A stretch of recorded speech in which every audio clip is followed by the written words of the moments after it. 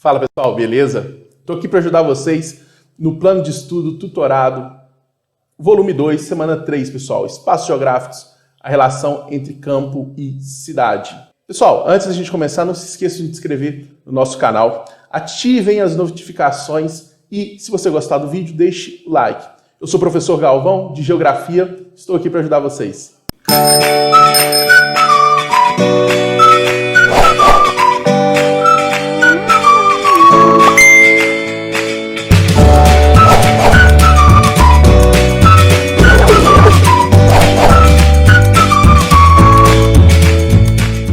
Pessoal, então vamos lá, antes da gente introduzir um pouco.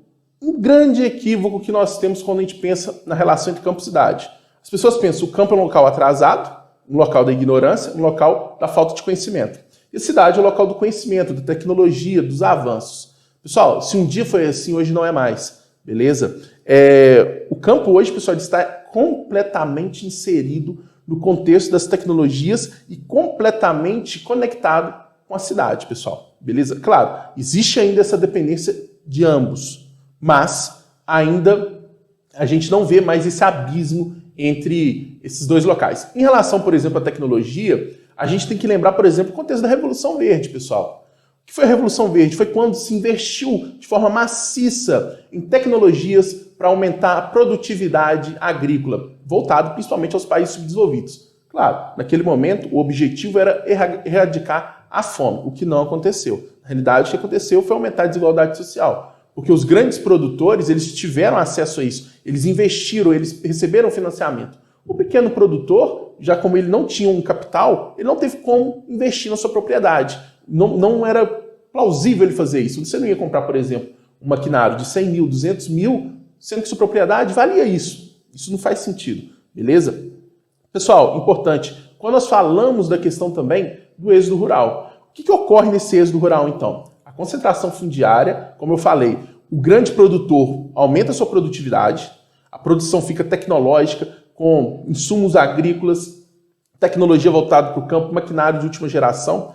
Então o pequeno produtor ele não consegue concorrer mais com o grande produtor, ele acaba deixando o campo, pessoal, indo em direção às cidades. Isso faz com que nós tenhamos um grande crescimento da população urbana e o agravamento de problemas sociais urbanos, como a favelização, criminalidade, falta de emprego, descarte de lixo, entre outros, pessoal. Beleza? Então a gente sempre tem que pensar nessa relação entre eles. Por exemplo, professor, mas a indústria ela só se encontra na cidade. Errado. Nós temos as agroindústrias que estão próximas aos polos produtores. Beleza? Não faz sentido uma agroindústria, por exemplo, ela está próxima à cidade, sendo que a sua matéria-prima está no campo. Então, pessoal, não pensem no campo como local atrasado. Claro, as pessoas do campo normalmente necessitam da cidade para alguns serviços básicos. Escola, saúde, entre outros. Mas, cada vez mais, a gente vê essa diminuição da dependência apenas do campo. A dependência é mútua. Então, pessoal, vamos começar aqui a discutir as atividades. Primeira atividade, pessoal. Caracterize o espaço rural e o espaço urbano, destacando sua organização espacial, bem como as principais atividades econômicas desenvolvidas em cada um dos espaços. Pessoal, quando nós pensamos aqui no espaço do campo, espaço rural, nós temos um predomínio das atividades do setor primário. O que seria o setor primário, pessoal? Vinculados, por exemplo, à agricultura, pecuária, até mesmo extrativismo. Beleza? Então são áreas onde se necessita muito do aspecto natural.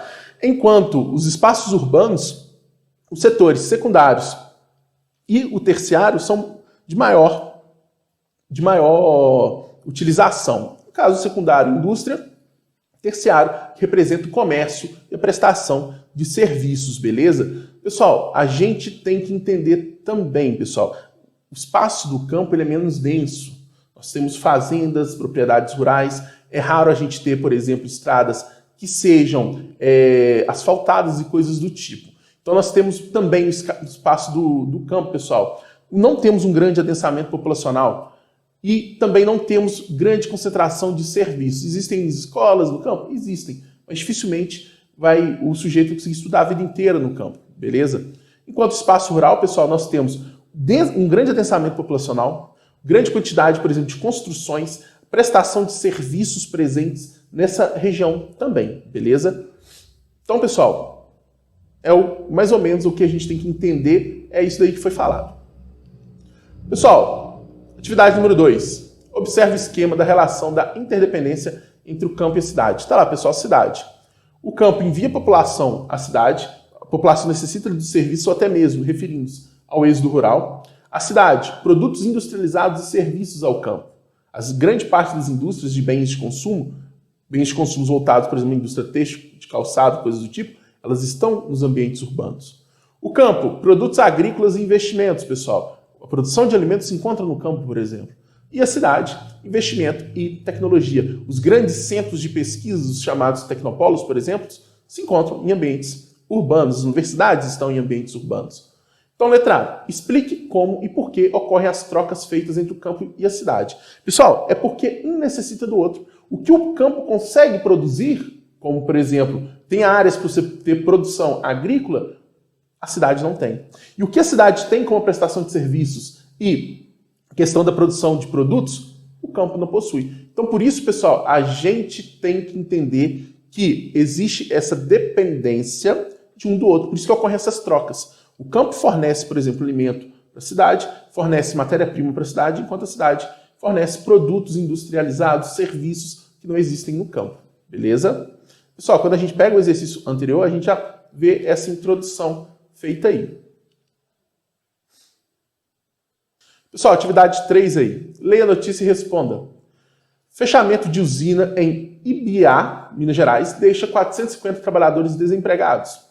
Cerca de 450 trabalhadores de Ibiá e Araxá, no Alto Paranaíba, ficaram desempregados com a suspensão das atividades da usina Planalto Agroindustrial, que produziam álcool hidratado.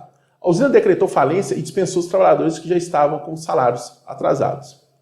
Letra A. Quais são as principais consequências socioeconômicas do problema apresentadas na notícia? Pessoal, provavelmente as consequências serão muito piores em Ibiá. Por quê? A cidade de Ibiá ela é menor do que Araxá, pessoal. A cidade de Ibiá, por exemplo, tem em torno de 20 a 25 mil habitantes. Vamos supor que metade dos trabalhadores são de Ibiá. Isso faz, pessoal, com que nós tenhamos uma taxa de desemprego de 1% da população total. Quando nós pensamos na população ativa, ou seja, população trabalhadora ou que está em busca do emprego, talvez isso seja algo em torno de 5%. A gente não tem esse dado aqui agora, mas seria algo muito importante. E o problema? Esse desemprego não gera apenas o desemprego entre esses trabalhadores, gera desemprego em outros setores. Por quê? Porque vai ocorrer um esfriamento ou uma diminuição do consumo na cidade.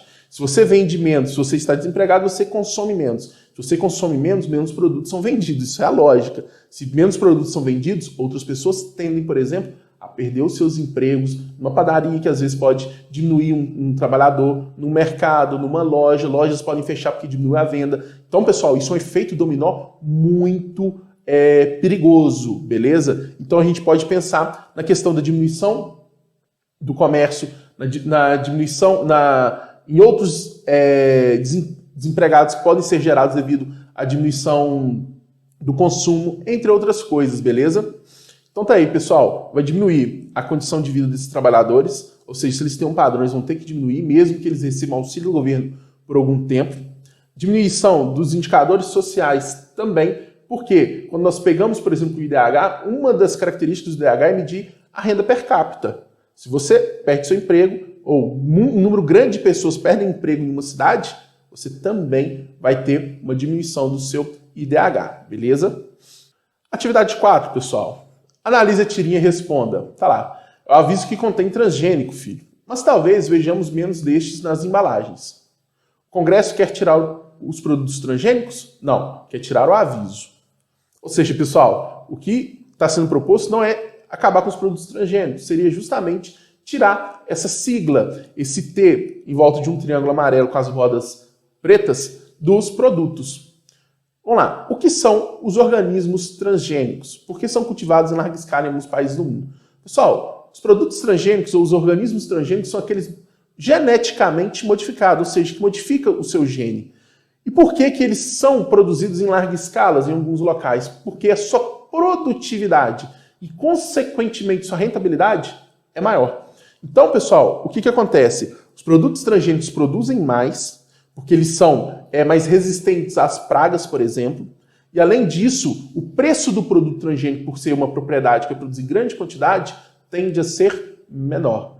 Em contrapartida, nós temos a agricultura orgânica, que não é pedido nesse exercício. A agricultura orgânica tem uma produção um pouco menor, mas devido a outras características, uma qualidade do produto, é um produto mais caro.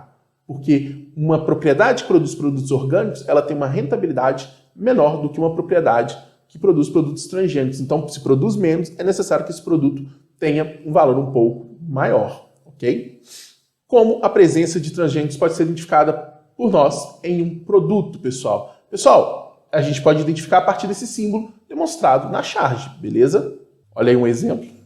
Por qual motivo a indicação de transgênicos está em votação no Congresso para ser retirada? Você é a favor ou contra a medida? Justifique sua resposta. Pessoal, existem estudos científicos que falam que os produtos transgênicos são prejudiciais à saúde.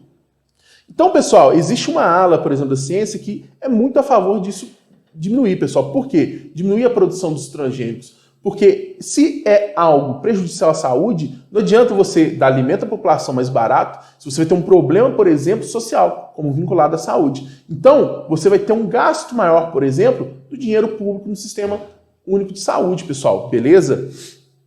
E se você é a favor ou contra, pessoal, isso daí é uma resposta pessoal, pessoal, beleza? Se você é a favor, normalmente você vai seguir o lado da questão da saúde. Se você é contra, você vai justamente seguir o lado da questão da produtividade, beleza?